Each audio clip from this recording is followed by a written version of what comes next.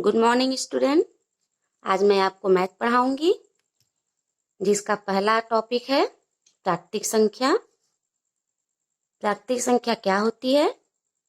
यह वह संख्या होती है जो काउंटेबल होता है, अर्थात जिसको गिना जा सके। जिस भी नंबर्स को हम काउंट कर सकते हैं उनको हम प्राकृतिक संख्या कहते हैं। फॉर एग्जाम्पल्स 1, 2, 3, 4, 5 एंड ऐसे ही आगे बढ़ते जाएंगे 100, 1000, 1 लाख, 1 करोड़, इनफाइनाइट तक। कुछ एग्जाम्पल्स और हैं। सर्कल्स हैं 1, 2, 3, 4, 5, 6। यहाँ 6 सर्कल हैं, इनको हम काउंट कर सकते हैं। तो ये 6 आया, ये क्या है? ये नेचुरल नंबर है। इसी तरह एक अनार है जो कि 1 अनार है, तो 1 क्या आया? ये हमारा नेचुरल नंबर आया। आगे स्टार है 1 स्टार, 2 स्टार, 3 स्टार, 4 स्टार। इन्हें भी हम काउंट कर सकते हैं। 4 स्टार, ये क्या आया? एक नेचुरल नंबर आया। तो हम ये कह सकते हैं कि जो प्राकृतिक संख्या को हम काउंट कर सकते हैं वो क्या कहलाती हैं? प्राकृतिक संख्या। अब हम होल नंबर के बारे में पढ़ेंगे। पूर्ण संख्या। पूर्ण संख्या क्या होती है? यह वह संख्या होती है जो 0 से स्टार्ट होती है, अर्थात जब हम प्राकृतिक संख्या के आगे एक 0 लगा देते हैं तो वह क्या बन जाता है? पूर्ण संख्या। नेचुरल नंबर और होल नंबर में यही अंतर है कि होल नंबर में हम 1 के आगे 0 लगा देते हैं तो वो पूर्ण संख्या बन जाती है, और 0 हटा देते हैं तो वो प्राकृतिक संख्या हो जाती है। कुछ नोट हैं इसमें, इम्पॉर्टेंट हैं। प्राकृतिक संख्या में सबसे छोटी प्राकृतिक संख्या 1 होता है, जैसा कि आपको एग्जाम्पल में दिख रहा है कि प्राकृतिक संख्या 1 से स्टार्ट होकर इनफाइनाइट तक गया है। और पूर्ण संख्या में सबसे छोटी संख्या 0 होती है।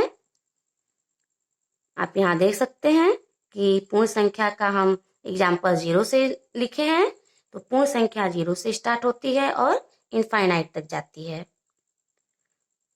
अब यहाँ पर एक प्रश्न बनता है कि क्या प्राकृतिक संख्या पूर्ण संख्या हो सकती है? क्या प्राकृतिक संख्या पूर्ण संख्या हो सकती है? यस, प्राकृतिक संख्या एक पूर्ण संख्या हो सकती है। क्यों हो सकती है? क्योंकि आप देख रहे हैं कि पूर्ण संख्या में प्राकृतिक संख्या जो 1 से लेकर इनफाइनाइट है कि वो इसमें समाहित है। कहने का मतलब ये है कि 1 से लेकर इनफाइनाइट तक इसमें ऐड है और 0 अलग से बढ़ गया है। तो प्राकृतिक संख्या पूर्ण संख्या के अंदर क्या है? समाहित है। तो एक प्राकृतिक संख्या एक पूर्ण संख्या हो सकती है।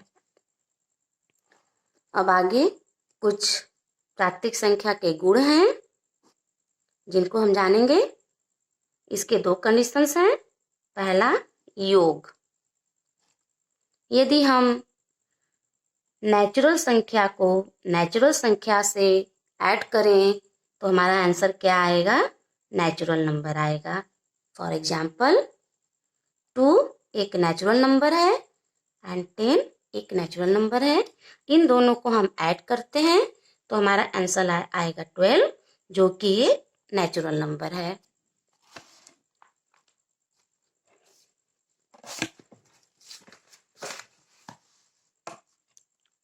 अब आगे घटाव है। अब घटाव में कुछ कंडीशंस बदल जाते हैं सब्ट्रैक्शंस में। यदि सेम नेचुरल नंबर को हम आपस में घटाते हैं तो उनका आंसर 0 आता है। जैसे 20 माइनस 20 इक्वल टू 0। तो 0 क्या आया? एक पूर्ण संख्या आया। एंड 20 माइनस 15 5 जो है ये प्राकृतिक संख्या है।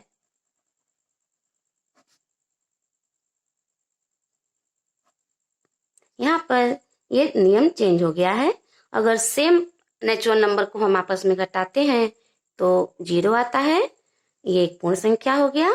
एंड 20 माइनस 15 घटाते हैं तो ये 5 आया, ये क्या हो गया, ये प्राकृतिक संख्या हो गया।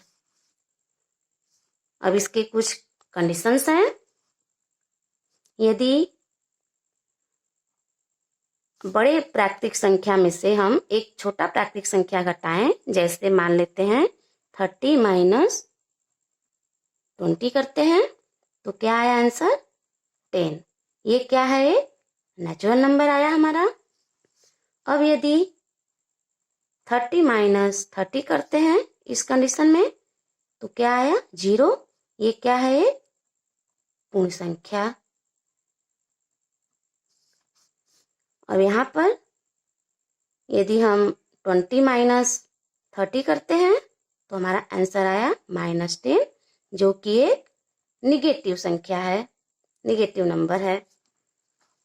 तो यहाँ पर कंडीशंस बदल जाते हैं। अब इंटीजर्स, पूर्णांक, हम पूर्णांक के बारे में पढ़ेंगे। पूर्णांक वह संख्या होती है जो पॉजिटिव, निगेटिव एवं 0 हो सकते हैं। For examples, -5, -4, -3, -2, -1, 0।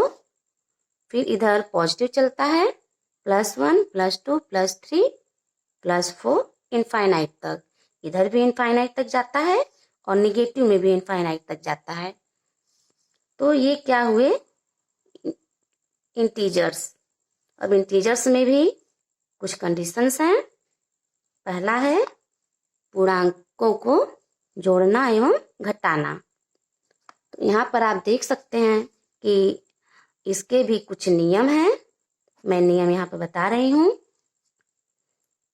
यदि प्लस प्लस हैं, दो नंबर्स अगर प्लस प्लस में हैं तो इनको क्या करते हैं, जोड़ते हैं। यदि दो नंबर्स के सामने माइनस माइनस का चिन्ह लगा है तो इसको भी जोड़ते हैं।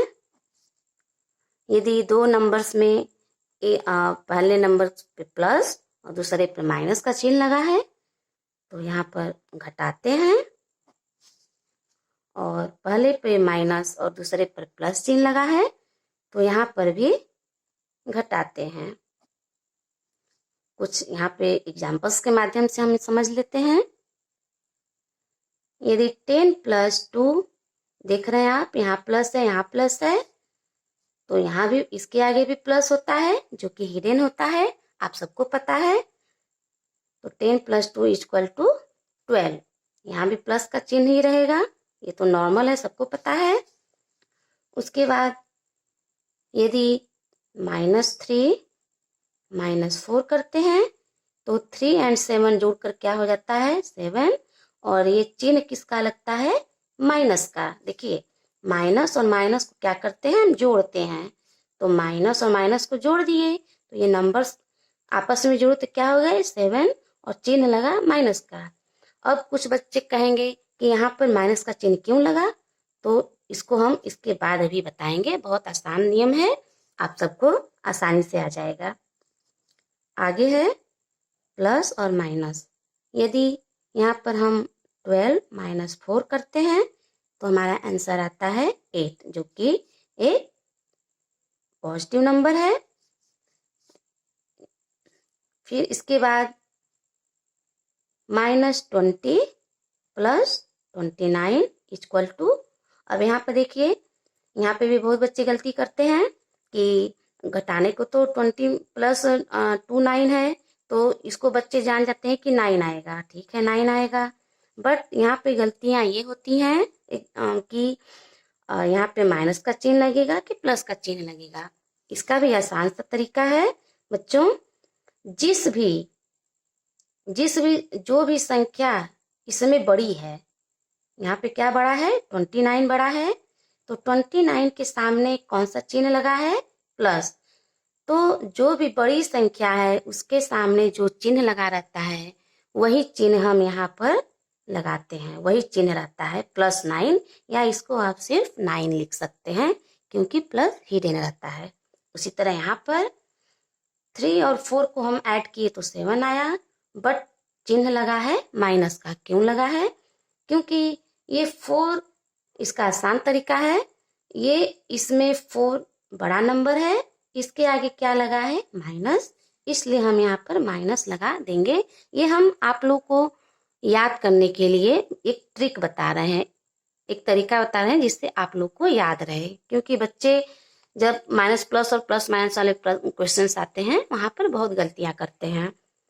तो जो भी नंबर्स बड़े हैं उनके सामने जो चिन्ह लगे हों आप उनको लगा दीजिए, सही रहेगा आंसर। उसके बाद दूसरा है पूर्णांकों का गुणा और भाग। इसके भी कुछ नियम हैं।